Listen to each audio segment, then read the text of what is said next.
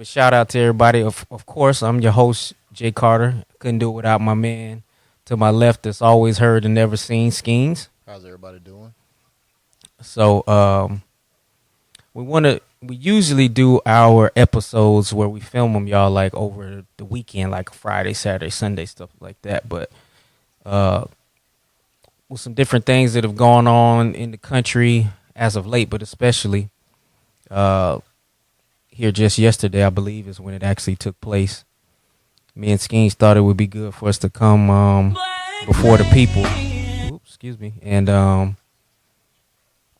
talk about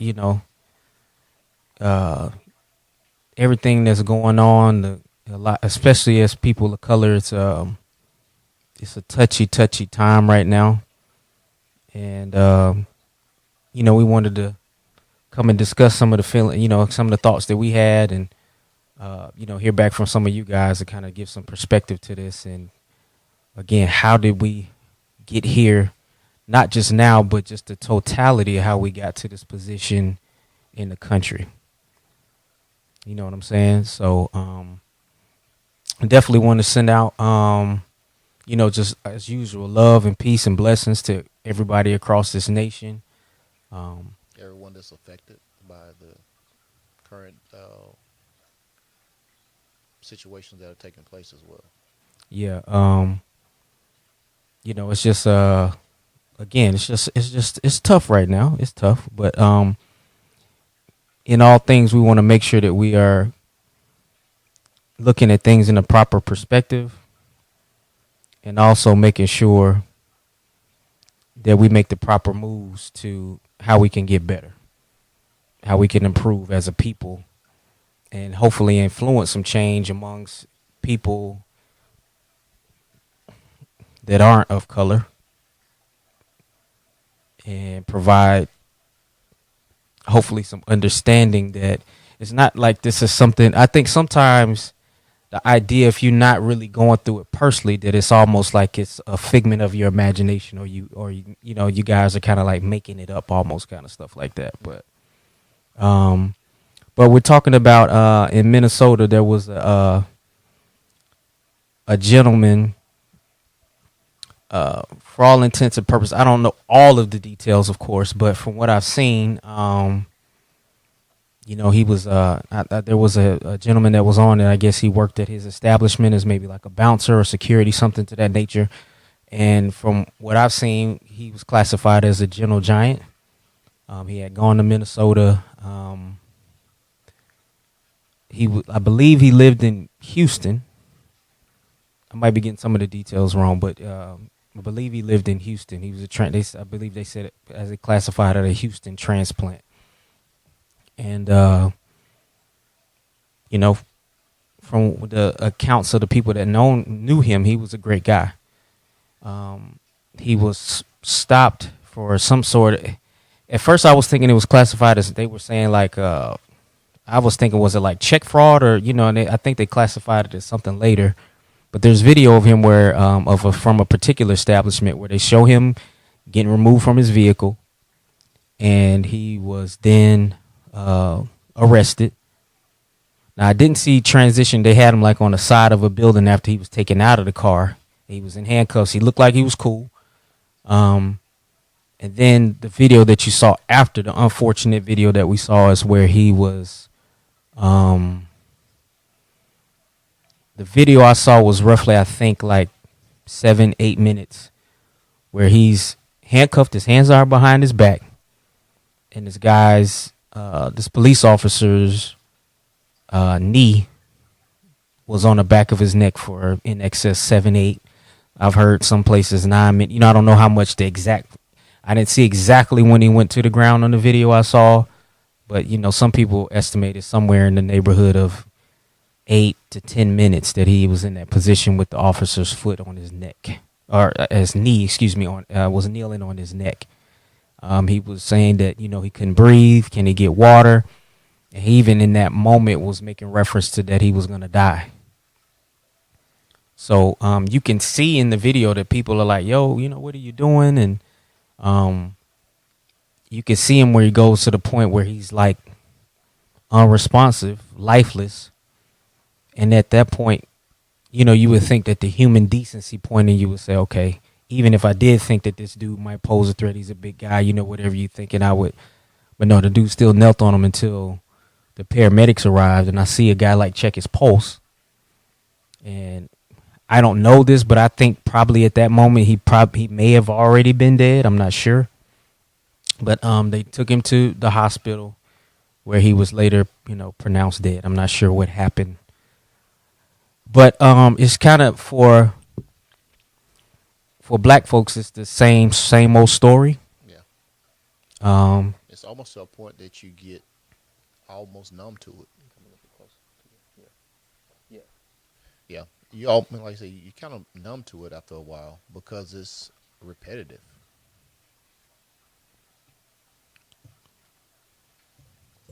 Yeah. I think that a lot of it is where you do become numb, but you don't want to become so numb that you don't take action. Yeah, or stay aware. Absolutely. You want to stay aware. Some people have been talking about uprise, upheaval, things of that nature. I don't know. Yeah. I do know that I've spent a lot of time today, of course, looking at articles and, social media response and stuff like that, and just trying to challenge myself to think of what I can do to be a greater impact to our community.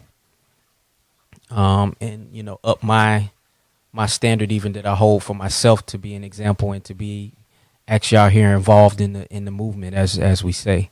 But Skeens, I know you were getting the mic together, but go ahead. Well, I think some of that is, we see people are out saying, hey, we should do this and that. I want whatever movement or whatever the mission is to be of sound mind and not a movement that takes place because from an emotional standpoint. Right. And then now you're getting people hurt that shouldn't be for no reason. Well, I'm not going to say for no reason. Mm-hmm. Because we wasn't prepared correctly. So with those different things, it does have to be a strategic move. It has to be a smart move. Yeah.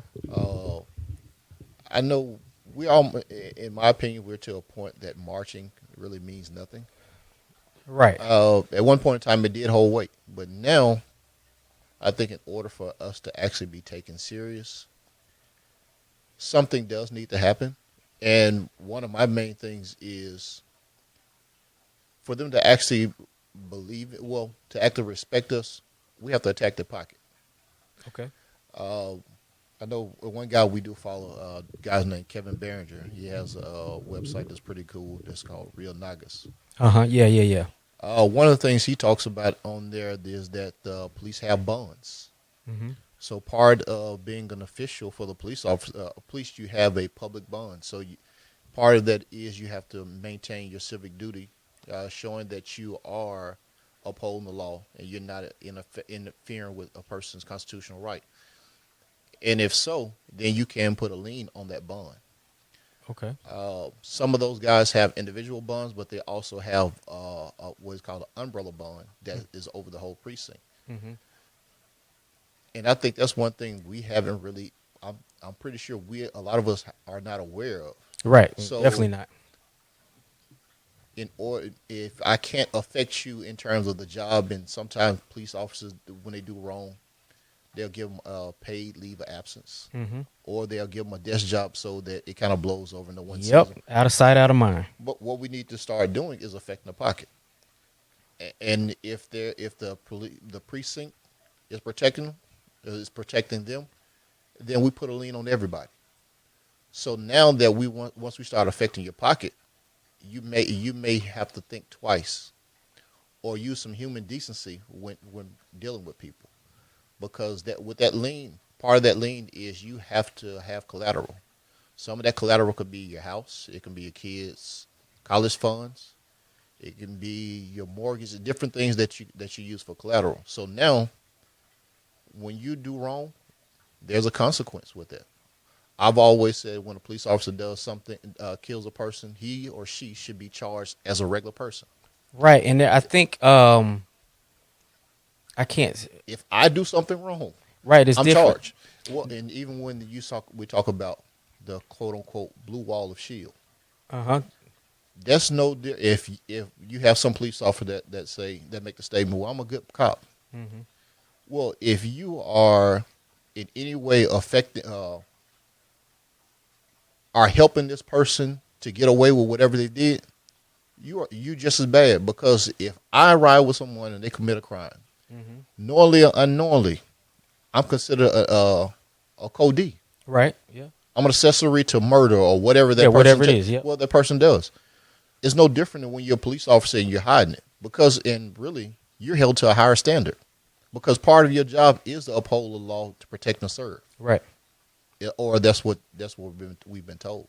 Yeah, and I think a lot of what you're talking about right now, again, in many aspects, as we talk about, we've had the conversation of talking about politics and making sure that we hold them accountable, and ownership in business, and even in this, it's a lot of things that we don't know as the community that we can use as things to help us in fighting back against some of these injustices and things of that nature.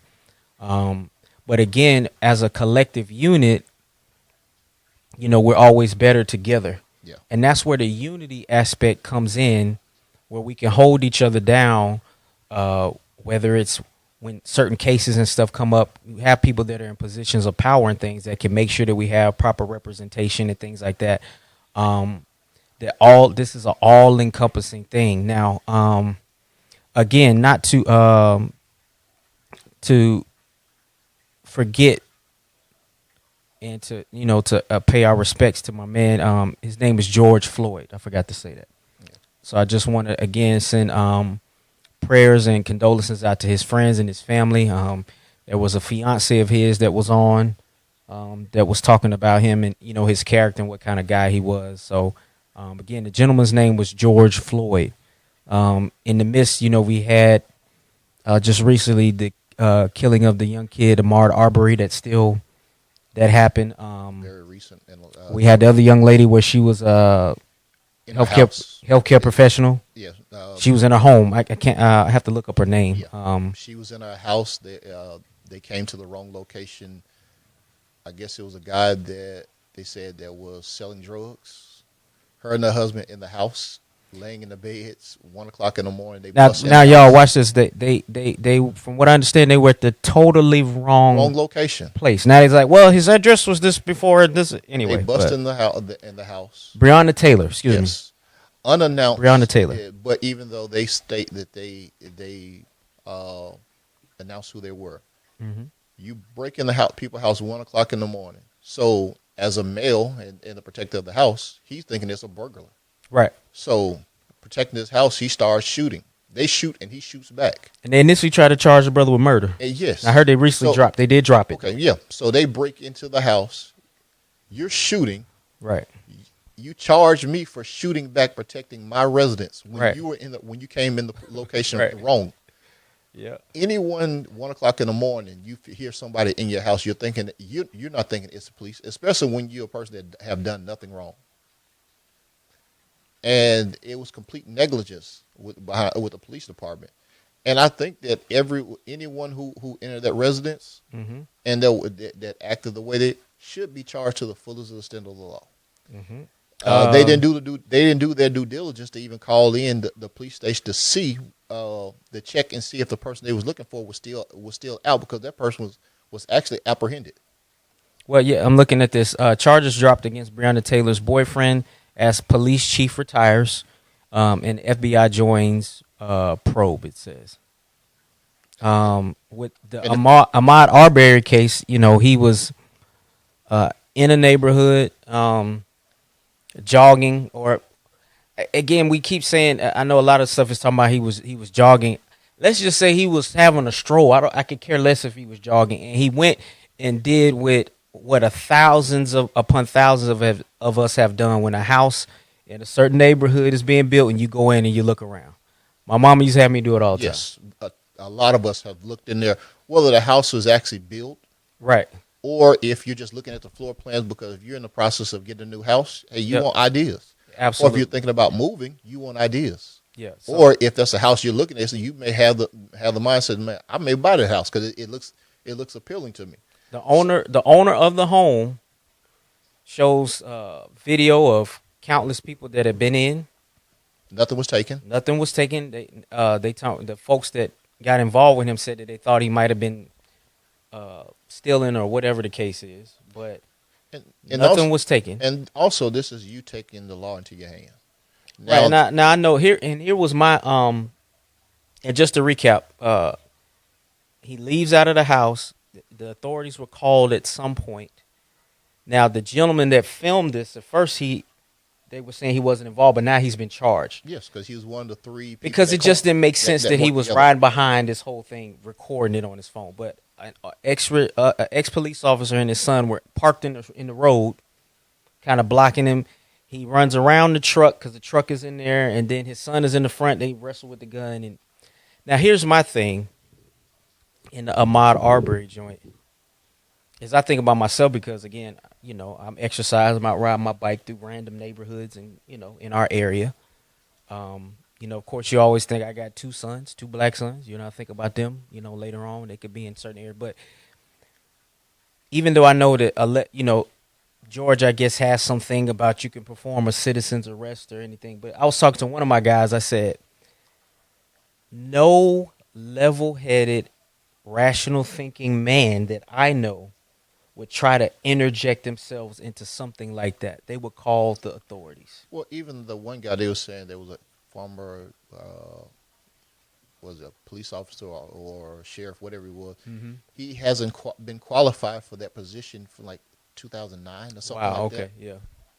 So just because he at one point in time was a former law enforcer doesn't mean that he was qualified for the job. Mm-hmm. A lot of us get a job that we never qualify for. Right. Yeah. And as soon as you get that job, eventually the employer will find out that they made a bad decision when they hired you. Yes, indeed. So that doesn't absolve him from his mistakes. Right. But just because the guy is jogging, there was nothing, and they didn't even see him in the house. So that's more of the reason why it showed that the negligence of their performance. Mm-hmm. You just went out and just did. You saw a black man running in the area. Oh, he must have did something. Right. So you taking the law in your hand. That's no different than the Zimmerman situation. Right. And when he is a citizen doing what community they're patrolling the area. Mm-hmm. He calls the police. Uh-huh. He see it and tells him that he sees someone running. The police tell him do not pursue. They tell him not to. He takes the matter in his own hand, and then eventually kills the young man. Mm-hmm. He gets off. Well, the thing is, himself was basically he was taking the law into his own hand. Mm-hmm. You didn't have. If he would have allowed the police to do their job, that young man would still be alive because they found that he did nothing wrong. Right. So it's crazy, and when you start seeing that he got off, and now that family has to mourn and suffer because of somebody so irresponsible doing what he did, and then eventually he started mocking people. Mm-hmm. I think that he said he even auctioned off the gun.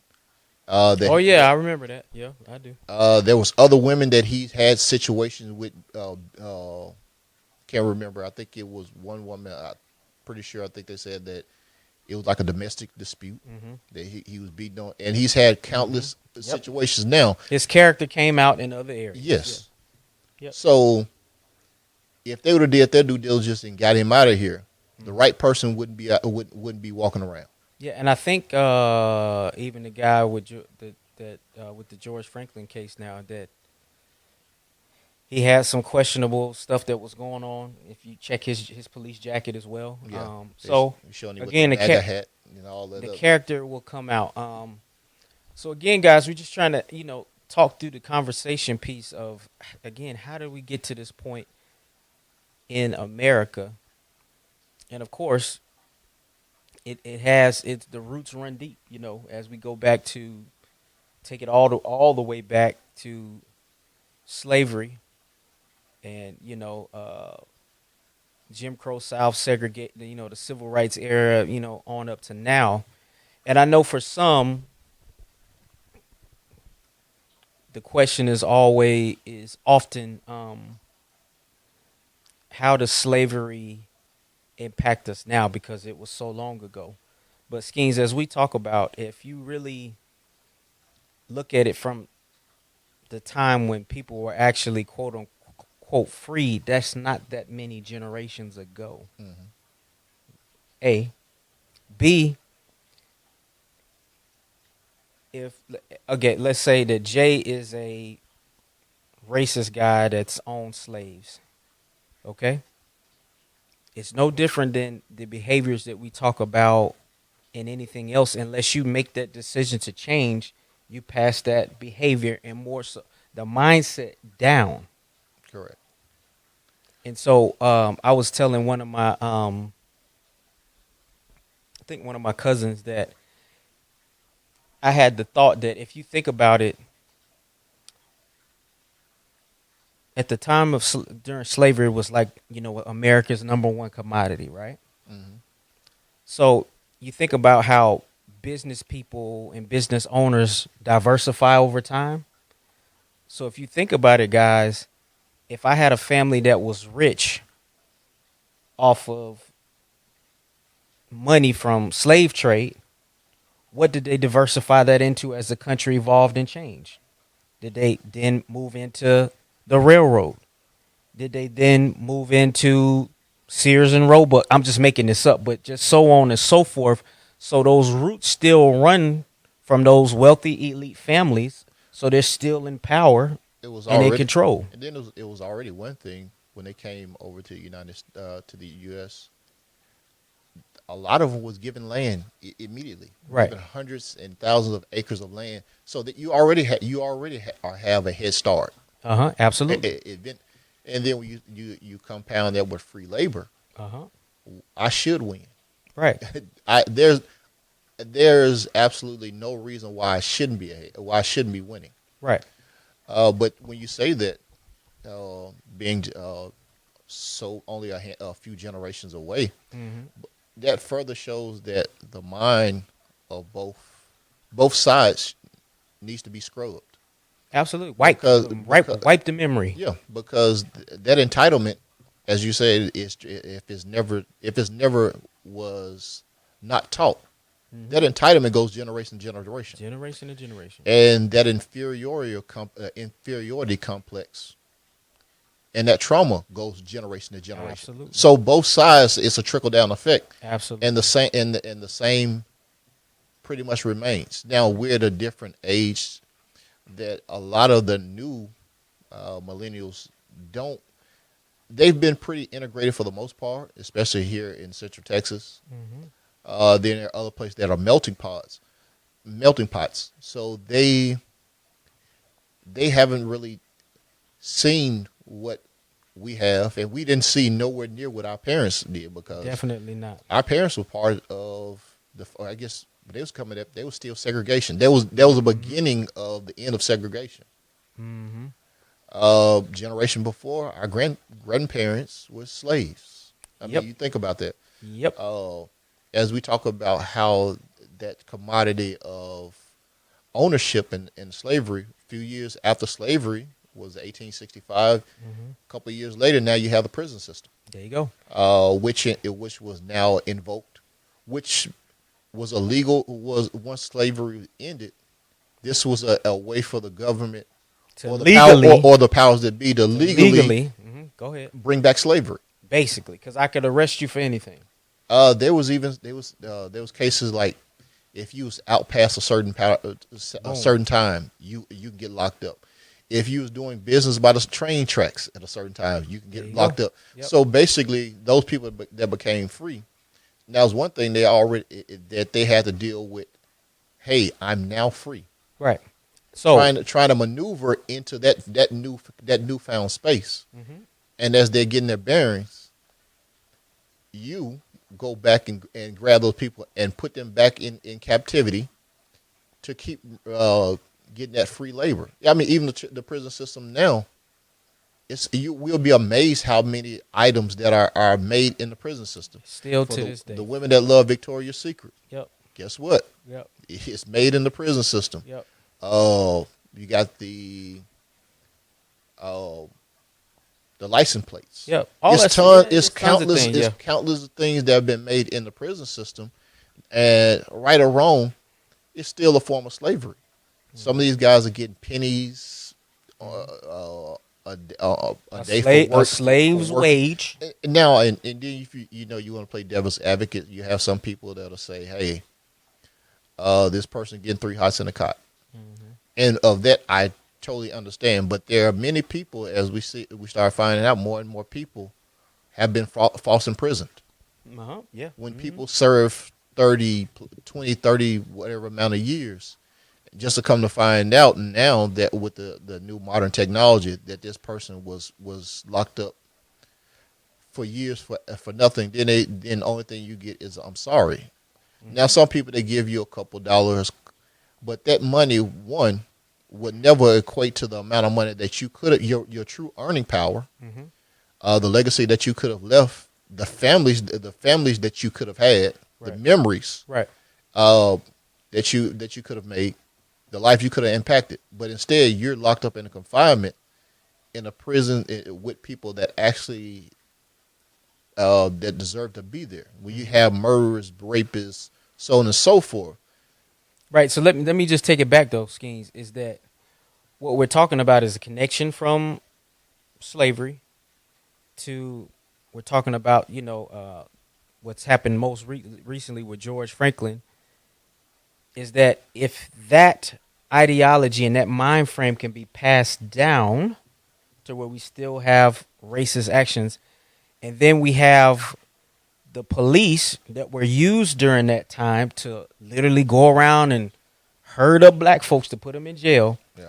That ideology, that mind frame has still, even now in 2020, is still a part of the mind frame that is prevalent with some policing. Well, the one thing that kills me is, how can I be mad at you? Yes. Like I used you, I enslaved you, but I'm still mad at you for being mad about that. For being mad about that. And not even just that. I'm mad at you. I enslaved you, and I'm mad at you for being my slave. Yes. I'm mad that you're mad about that. So you think about that and say it to yourself out loud. Out loud. Yes. Yes. Yes. You're getting free labor, but you're mad at the worker. It's no different than the dude or the person that get caught up by that girl, and then they try to flip it on them, like on cheaters. You know what I'm saying? What you doing here with the camera? Like, why are you doing this? Why are you cheating? Yeah, it's the same. It's the same idea. Now, the one thing is, and we talk about marching and things like that, right? Sometimes when I see certain leadership or quote unquote leadership, I don't know who appointed some of these people, right, that go out and march during these times, or make a fuss, a la what's the guy name? I can't think of, with the perm. Oh, Al Sharpton. Yeah, okay. You have guys like him and a couple of other guys that make a fuss and they want to march and rally during this time. Mm-hmm. I have to ask myself, is that for the show? Or is that because you want to maintain this allure of power or celebrity amongst us, or amongst other people that other people look at you as a spokesman for us? Mm-hmm. I don't know how. Like I said, I don't know how that person became the end all be all speaker for us. Right. I think Al was the one that coined the phrase of African Americans. Okay. I'm like, where are you, and where is this marching when when it happens amongst us? When someone in the inner city, when one of us do harm to another one of us. I only see these people marching and things like that when it's someone on the other side that do it to us. Now, I want us to value ourselves and each other as much. That's like, Wait, before you go there, so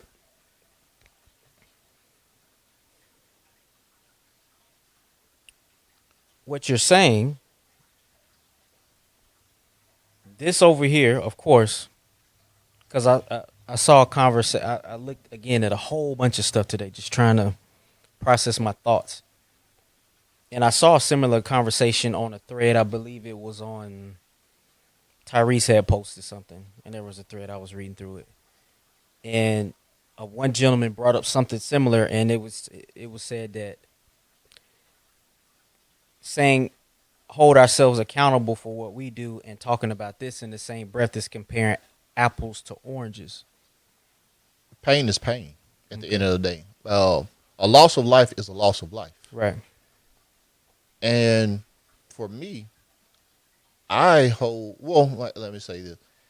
I think some of those people that only speak out during this during this period is fake outrage. Selective outrage? Yes. And some people, regardless of how they feel. Now, I don't think anyone should do harm to another person. Right.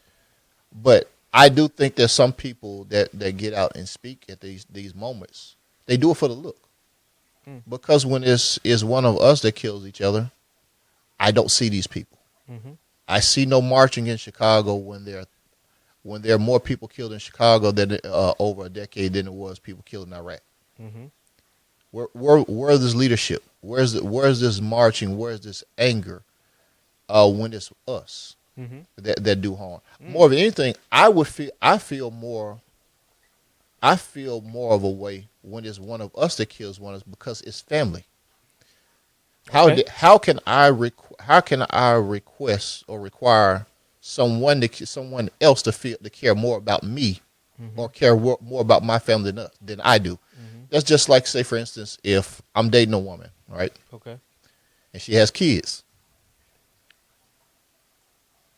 She requires me to be more of a father than their real father.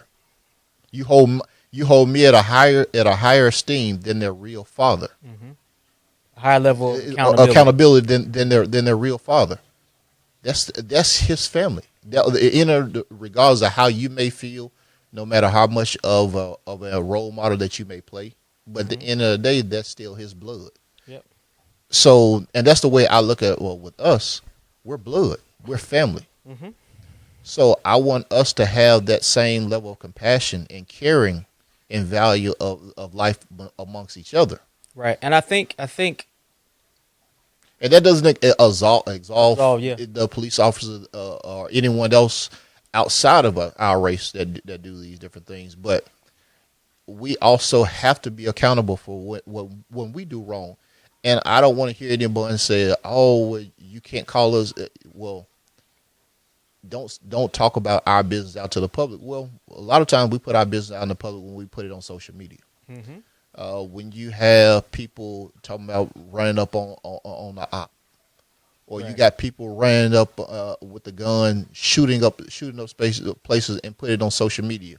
Mm-hmm. That's putting our business out in public. Mm-hmm. But also, that business should never be our business in the first place. We should never be in business with that. Right. More of anything, we should be in the business of uplifting each other. Right, and I think it's key to it's important to say that, again, reiterating what you're saying.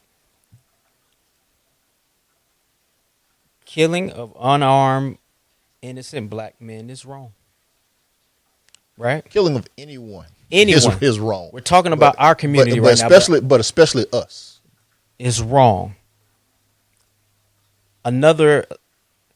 Again, I was thinking about the gentleman that said it's apples to oranges. It's apples. It's Granny Smith and it's Golden Delicious. It's all apples. But I'm talk about here. Ask you this, right? I think, what if we valued ourselves and the lives of each other more? We wasn't in the constant fight of Bloods and Crips and whatever other gangs out there fighting each other. If we valued ourselves more, and we were more in tune and aligned, do you not think that they would think twice about Absolutely. about their actions? Well, it's Because we're stronger as a community, as a unit. Yeah. So they would have to think twice about Right. about what they do. But when they see us being as detrimental to each other or to ourselves as they are, they're looking at us and say, if y'all don't value you, why should I? But now, again, I know the argument would be that we're paying them to protect and serve, and that's their job. But what we want to do is have the real conversation about how the mentality, if we're honest, of humans and how we think of things. And I think it's key what you're saying is that, we always use that, keep the same energy. Yes. If we sit back, y'all, and we are honest with ourselves and honest within this community, you look at it different. You do when you hear about. I'll say this. I've done it before. Moment of transparency. Even though I didn't grow up in the Bluff like that, people will ask, "Man, I heard, man, yeah, the per capita out there is one of the highest," and you was like. Pubbing it, like it was a badge of honor. And that's the thing. Like, we looked at it different. When you would tell stories about a homie getting caught on the wrong side of town, oh yeah, you should have been on that side. Or when somebody do it, so and so they're real. Oh yeah, man, he real boy. Where's the tears for the person that we're was not killed? Keeping, if we're honest, we're not keeping the same energy. Even if that person that get killed is not your friend. Right. They're still your brother. They're still one of us. That's how we have to. It's still you. I mean, at the house, man, it was no thing to see somebody get killed daily. We had not a Selfco, but a Chevron. It was never a weekend somebody didn't get shot. Yep. I mean, we have countless places back at home. I remember the Shell station. The Shell station. That Shell at home is known. Yeah. Every weekend there was somebody getting shot. And there was no protest. The grocery store over there in that area used to close. It was so bad they closed at 6:00. They had to close before the sun went down because they knew that it was going to be the likelihood of something happening on a daily basis was crazy. But where was the march? And I say that as being a person from that area. Right, and this is a question that we're asking even to ourselves. Yeah. And when you heard different stories about different people, you're like, man, that. Like you said, that person, he don't play, or she about that action. Mm-hmm. But instead of saying that person's about that action, you now have, and it's come from a more mature mindset now. Mm-hmm. But also if we can pass that along and make people younger than us to actually think with that same mindset, you start wondering, how can I really interact? What type of relationship am I to really have with that person when I say that this person doesn't care about our community, doesn't care about our community? So it's hard. It would be hard for me, in the new mindset that I have now, to actually still be friends with certain people that I know that carried all type of artillery and it was ready for war at any moment. Like you really didn't value us, and a lot of times it would be over some of the stupidest stuff, right? That gunplay would take place. Yeah. So, and I think, man, the conversation, y'all. I mean, are we gonna solve it in this few minutes? We're gonna be with you guys? No. Again, as always, we're trying to trigger conversation for us to have outside of this space. Well, it goes to one of my questions that I told you the other day that I thought about. Does our policy on not snitching play on our willingness to do harm to each other? Yeah. Because I mean, again, talking about keeping the same energy schemes. Even like you said, when we do harm to each other, and we gotta talking about passing down things in the mind frame. We gotta change these mind frames even within ourselves.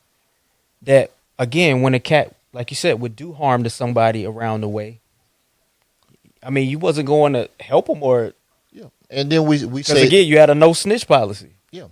So with that policy upholding, that policy within itself already is diminishing the life of anyone that's affected. Right.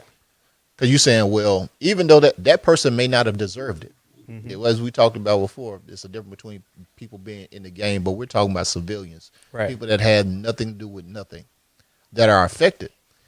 And we have that policy of not snitching. I'm more likely to do harm to you when I know that you ain't gonna tell it. And really, you're devaluing yourself when you uplifting. If you as the victim are also playing by the no snitch policy, and someone, a bully or whatever, does something to you, you already it's already a fixed fight, because that person that may be bullying you, or a person that may have a weapon when you don't, they already got one up on you.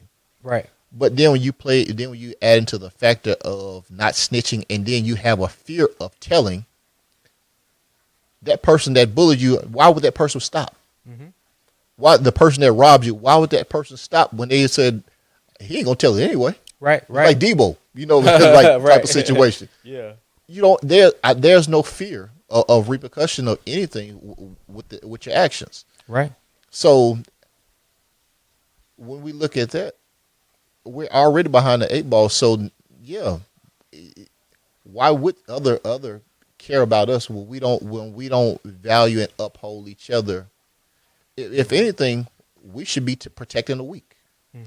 I saw the YouTube video. No, it was fake, World Star, when the girl was jumping on her grandma because the grandma fell asleep with the baby on her chest. Yeah. So you got the granddaughter jumping on the grandma, want to fight the grandma. Then you have the mother of the granddaughter. They're egging her on and championing it. As we talk about, Corey Holcomb say some people need to be changed. That's a person that needs to be changed. Right. And the fact that they recorded and put it on social media for likes. Right. But part of the week is that's your grandparent. And we talking about generation. If you are willing to treat your grandparent that way, I could never do anything with you. I couldn't date you. I couldn't be friends with you. I don't even want to speak to you. Right.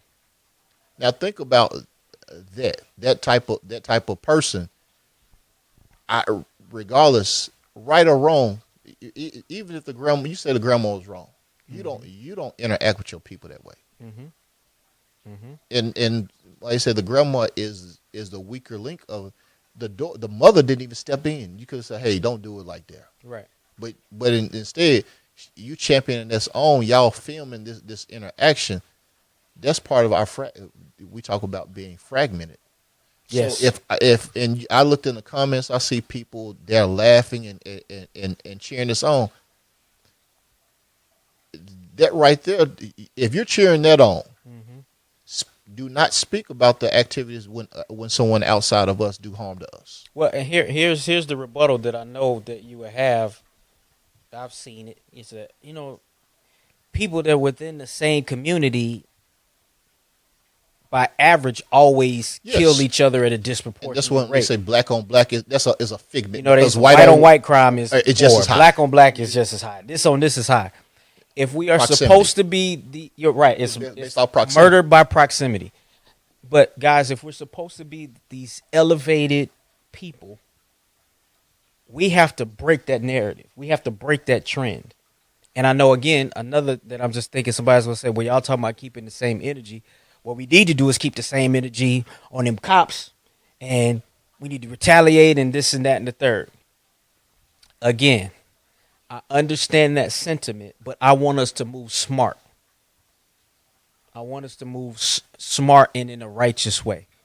Again, I know I'll get killed for saying, you let them just kill us, and you don't want to. I will stand on that. I'm not going to be an advocate of beautiful black and brown people out here trying to pick up arms and not move in a smart way when they could just have too many resources to knock you off and to cut off the supply of everything that we have and so on and so forth. And Killer Mike brought up a good point on one of the shows. He was saying we're not ready for war. We're not. Because we don't grow our own food. We don't have our own land. We was talking about that today. So, okay. We don't go fishing. We don't fish, hunt. Let's say we go to war right now. The powers that be Say, hey, shut down the supermarket, cut the water, and cut the electricity. Hey, you know they ain't got to do that. You know what the first thing they do? What? I'm gonna take away Facebook. You forfeiting, waving the white flag. You know what I'm saying? But seriously, guys, you got to think about that. Because of, again, we'll take the conversation back to the ownership piece of it. And then because of advancement in technology and stuff, we don't know how to do those things that our forefathers could do and survive if things really, really, really, really went down. Yeah. And plus, it's not fun. Mm-hmm. Well, we've made it not fun, right? Because our entertainment is, and I'm right along with it, comedy, sports, music. That's the entertainment that we grew up on, right? We didn't make hunting entertaining or fun, right? And not saying all of. I'm saying in my community, right. We didn't make farming a thing. Mm-hmm. Different, even you got a lot of people now don't even know how to change their own tire. Right. So I had a homie now is gonna remain nameless. I had to go show the joke. I had to change the tire a couple years ago. Anyway. Yeah. So the thing is, part of this elevated and us progressing into the new age, we've left a lot on the table and a lot of essential skills that we need behind. Yes. It's a lot of skills that we need. And part of that, if we're saying that we're going to do our own thing, we have to be able to be self-sufficient. But part of being self-sufficient is obtaining those skills. Absolutely. To do so. Yeah. And again, that's if we as becoming the elders in the community, we have to, again, pass those things down. For example, me and Trey are going to start a garden this weekend. Do I know how to garden yet? Not really, but this is a process I'm going to learn with my son. We'll learn with Jason, and he'll pass that skill set down. You know what I'm saying? So I think, again, we're not negating what has transpired and these deep roots of hatred and racism in the country. Let's circle back to it. It goes back to that movie In the Birth of a Nation, where they showed that the black man was always considered like this savage, sex-starved creature. And that idea has still, in one way or another, has still continued to today. And the crazy part of Birth of the Nation talked about us, but if you look at the activities that was done, we wasn't the one that was actually performing those acts. When you look at what the Birth of the Nation, what it talked about, the things that the crave, because slaves were getting raped. Mm-hmm. Absolutely. As a slave, especially at that time, you didn't have the power or authority to do anything that movie portrayed. Right. So the blackface was put on to mask the true identity of the one that were performing these acts at that time. Yeah, and really a big part of the conversation, and before we don't want to be before you guys long, but a big part of the conversation, if you are a person that is white or of what we would call the dominant society, it just is what it is. I would hope that, to the best of your ability, that you would try to put yourself in the shoes, empathy, of a minority, and just try to identify, be empathetic, but really identify in your mind with what that is like to be. Now, again, like, what was it? The movie. I mean to cut you off. Was Samuel L. was on? Was it Nick of Time? When he was on trial, when his daughter got killed. Oh, was that A Time to Kill? Time to Kill. Yeah, Time to Kill. Yes. And Matthew McConaughey was his lawyer. Oh, he gave that closing argument. The closing argument, and he had everyone close their eyes. Yeah, that's a perfect example. Yeah. And he was basically breaking down, talking about the things that happened to the Samuel little girl daughter. And then he said at the end of Now, what if she was white? There you go. Same thing. And that's exactly what when you see black people on the news, black people on social media, black people that you know, and you're like, gosh, they're shit. And I hate to do that, but gosh, they're so upset. It's why. Yeah. One story that I'll tell y'all real quick, because I will admit that I have, because of the military, all I know is military life. And it's I've experienced some things, but it's very inclusive because I could tell y'all when I stayed in a certain area, you know, my homeboy down there, his mama was Caucasian, his dad was black. People over there, they was Hispanic. There was a white family right here. One of my best friends, Brandon Sanders, was straight up Mormon from Utah. My partner Jimmy, he stayed over there with his sister and his brother-in-law. He was from Guam, and then the parallel is back at the crib. We was completely segregated. Back home, right? I mean, and the interactions between races was few and far between. And if you met someone of the other race that was halfway okay, you're like, man, that person cool, right? So one story I remember, it was me, Skeens, and another friend of ours. We were leaving. You remember this? Oh yeah. We were leaving a friend's house. The studio. Right? So it was one of those beautiful days in Texas. And when we left, our car was parked. We all rode together. Our car was parked right outside of his house on the curb. It was just a nice day. So after we left the homie's house, I was sitting on the trunk of the car. And he went to go get his wife. He was like, man, I'm going to go pick my wife up. So Skeens and other partner, we was just sitting there talking, telling old stories, blah, blah, blah, blah, blah. We were sitting there for a long time. Now, all of us are black. So where our friend stayed, there's two ways you can leave out, you know, to this main street, and then there's like a back street. So while we're sitting there, a local police car pulls onto the street and turns sideways to like block the street. And I was just like, you know, my Negro sense started tingling. You know what I'm saying? Another cop a few seconds later pulls up at the other end of the street and turns sideways in the street to block it. I'm like, okay. So a Caucasian police officer comes. He's got his hand on his gun. And, you know, he's berating us, yelling, you know, right now I want to see some ID. Right now. Now, Skeens was being extra light-skinned. We've done that. And I'm like, yo. I know my rights. Now, in his defense, he was totally right. But in that moment, younger version of Jay, I was like, oh, man, you know, what is about to happen? But, you know, also being part of the military life, you never really had to experience a lot of that. Nah, I didn't. That was really that was like the second time, because something happened to me again. But so anyway, we're sitting there going back and forth with this dude, trying to be calm. Now, my homeboy's wife comes out of the house. He pulls up first. I don't remember that. Yes. Okay, so the story was he pulls up. Well, they pull up. She goes in the house. Oh, okay, yeah. You know, I think they went through like the garage. Because we were telling them like, yo, we just came from right here because we were right outside of their house. We came from right here. Technically, we're still on their property. We're literally, y'all, we're sitting on the curb of their houses. Right we're there. Not even in the street. We are actually still on their property. Yep. So when they pull up, they go in the house. I guess they went through like the garage. Yeah.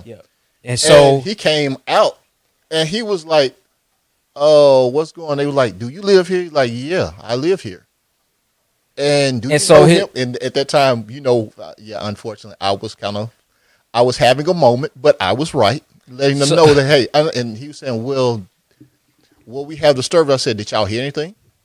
We're not loud. We're standing right here. We're not running. Of course, dude was after the fact says that, you know, they've had some break-ins and somebody called. When his wife came out. Now, his wife is Caucasian. And we love her. And when she came out, the tone totally changed. He goes, I had a feeling that they probably had come from here, but I just wanted to check. He put on his white voice. I just wanted to check. I had a feeling like, yo, for real, we've been telling you for this, 30 minutes or whatever. Whatever it was.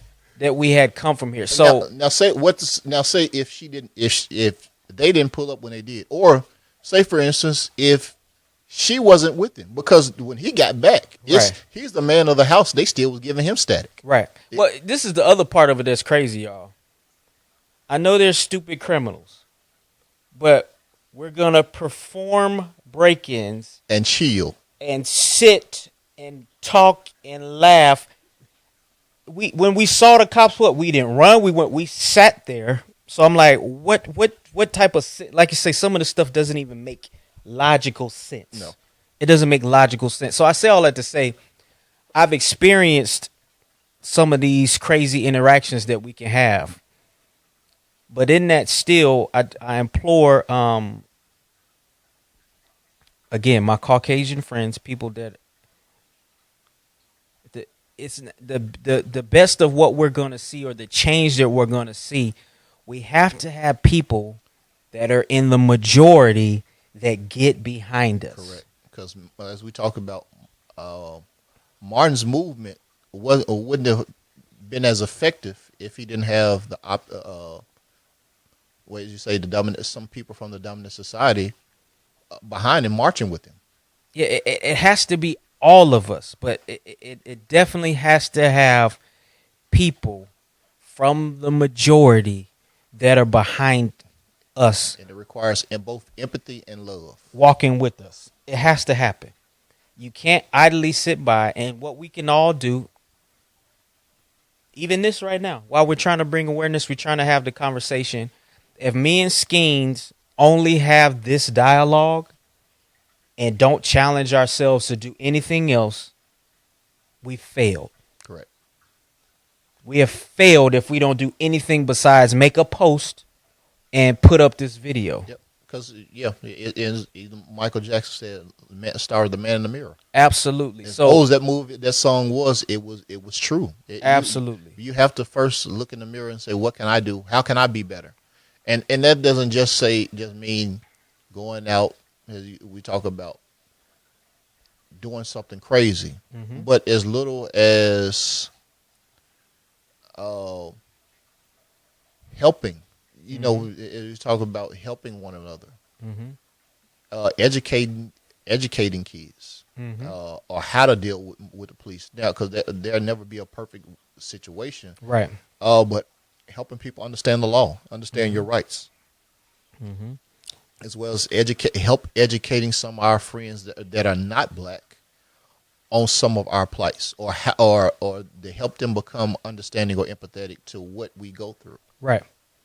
So to end this, guys, what are we saying?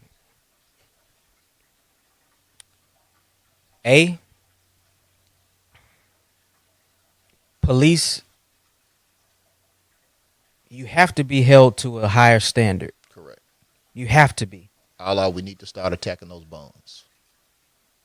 And we're going to try to get some more of the information for my man Kev, to where you guys can look into that. But we have to hold police accountable, because unfortunately there's so many laws, man. If you look at it in different places, where as soon as it becomes a police officer in their discretion, they got all this stuff to back them. Even if we are to start a petition that states that police officers need to have a yearly psych evaluation to maintain their job. All of these things like that. Because if you are not able to perform, because you've seen several police officers say, "Hey, I was afraid," and they pull a gun out on a person that didn't have a weapon on them. If you're afraid to perform this job, maybe this is not the job for you. If you that shook all the time, you might not need to be a cop. Which in turn is part of. Maybe there needs to be a yearly psych evaluation. A yearly, I don't know if we call it diversity training, whatever we want to call it. Diversity training is necessary. You have to spend time in a community of a predominantly minority, so you won't be so shook when, my God, another Negro. Yeah. And like you said, if you're gonna police an area, you need to become ingrained with the area. And I'm not saying you got to live there, but you do need to make it your duty to know the people. Yes. And the culture of that area. If I stay in the suburbs and I'm policing the inner city, in the ghetto, I don't. Nothing there resonates. I look at it as a job, and really, I'm in fear of my life, and I'm just trying to get back to the suburbs. Right. So Right. we do need to make that a part. Maybe they do need to spend a week in an area, or uh, interact with the local charity or Boys and Girls Club, whatever it is, to further ingratiate themselves with the community that they're Right. going to be policing. And I feel like I remember this. I'm shooting in the dark from the hip. I feel like I remember this, but even some of the standards I believe that they used to have to become a police officer has changed. And again, on behalf of the How Did We Get Here show, always got to preface it. I know some cops that are cool. Absolutely. I know some cops that are dope of all different colors, shapes, and sizes. I know some bad ones. I grew up with some that I know. It's no different though, you guys, than us. I know some good us. I know some bad us. Correct. Of all different colors, shapes, and sizes. Correct. But as a police officer, as a public servant, we do hold you to a higher regard because I work in the housing industry. You're going to hold me at a higher regard because I'm supposed to be a professional in this skill set. Spider-Man said it best. With great power comes great responsibility. Absolutely. So as police officers, we're going to consider you a professional, an expert at evaluating, at diffusing situations. All of these type of things, you have to be held to a higher standard because you're supposed to be a professional and an expert in this realm. Number 3, I don't know what number, but also, y'all, let's issue a challenge to one another where we hold each other accountable in this community and to reduce the violence that we see amongst one another. As Skeens was saying, when you are committing an act against someone of the same ethnicity as you, you have to look at it like literally, not just in word, but like this is a part of me. This is connected to me. This is my family. This is my brother. This is my sister. We are connected and of the same family. If I hurt Skeens, I have to look at it as if I'm cutting off my own arm. I can't do that. He is necessary. I need him. So if we can look at each other as necessary, in order for us to get to where we are trying to get to this beautiful place within our community, no matter what happens outside of it, it is what it is. We'll deal with that kind of stuff. But also within us, within our community, I want us to be the best that we can be. And again, that's with us having strong relationships in our families, within our homes, and then having that strong relationship outside in the community. So I want to go on record and say that I know we in this hashtag age. What's the hashtag we gonna come up with? No black on black. What I'm saying? What is it? What is this movement that we're gonna get together, not just in word, but in action? And as the vets, OGs in the community, we gotta hold each other and these young brothers and sisters accountable for their actions and show them the skill sets. Like I said, it's prerequisite as a man that you have to be a great communicator. So we got to pass these communication skills on to that generation that's under us, or to those brothers that's our peers, to say, hey, no, man, let's sit down and talk about this. If in wherever you are in your little spaces, if you could get some youth together and take them out for burgers, or just go shoot basketball with them, or what, like we were talking about, are we talking about taking them fishing to show how to fish? But in that time, have those conversations with them and show them how to diffuse situations, how to have a conversation with your brother, how to agree to disagree. You can disagree and not be disagreeable. You know what I'm saying? Those are the types of things that we have to do and the skills we have to develop within the community. I need you, you need me. We can't get to where we're going without one another. Strong as a fist. Each guys, I can't say it enough. Each life is necessary. Each person is beautiful and necessary in their own right. We must look at each other that same way.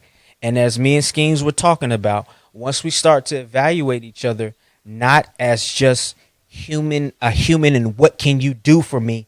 I just value Schemes as a human being. Well, little as we talk about a life, right? Right.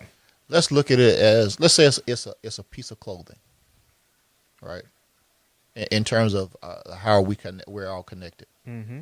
We've all had a shirt or a pair of pants, whatever. Right. You see one thread loose, you pull that thread. Mm-hmm. That thread is a life lost. Yes. You pull another thread. There you go. The shirt is still intact. It's still intact, but after a while, you keep pulling threads here and there. Next thing you know, the sleeve is gone. There you go. The neck around the collar is gone. Gone. Before you know it, you're naked. Yes, sir. And that's us as a community. Yes, so sir. Think about it that way. Yes, to be respected is to be well. Part of being respected, we want to be well dressed, and part of that being well dressed is us as a community and how we want people to see us. Mm-hmm. It is not always fashion, but you want people to look at us and really reverence us. Absolutely.